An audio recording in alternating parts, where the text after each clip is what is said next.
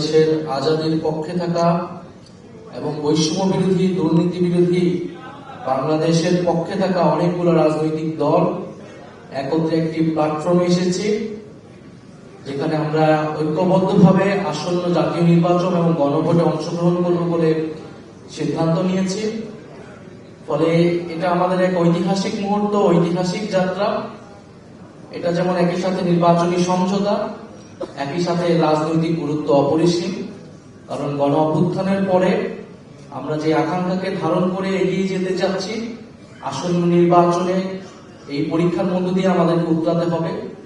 ফলে আমাদের সেই গণ অভ্যুত্থানের আকাঙ্ক্ষিত বাংলাদেশ, আমাদের মহান মুক্তিযুদ্ধের সাম্য, মানবিক মর্যাদা এবং সামাজিক সুবিচারের বাংলাদেশ, এবং আমাদের 1947 সালের যে আজাদীর লড়াই, সকল ঐতিহাসিক লড়াইকে ধারণ করে আমরা এই আসন্ন নির্বাচন এবং গণভোটে একত্রে কাজ করব, ঐক্যবদ্ধ কাজ করব।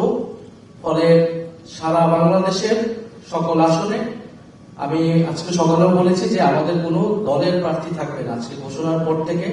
সেটা আমাদের এই নির্বাচনী সমঝোতা বা 11 দলীয় নির্বাচনী ঐক্য, তাদের প্রার্থী হিসেবে তারা বিবেচিত হবে এবং আমরা সবাই সবাইকে সহযোগিতার মাধ্যমে জনগণের পক্ষে, ন্যায়ের পক্ষে আমরা এই নির্বাচনকে ফলাফল নিয়ে আসবো এবং বাংলাদেশ সামনের দিকে এগিয়ে যাবে, এটাই আমাদের প্রত্যাশা।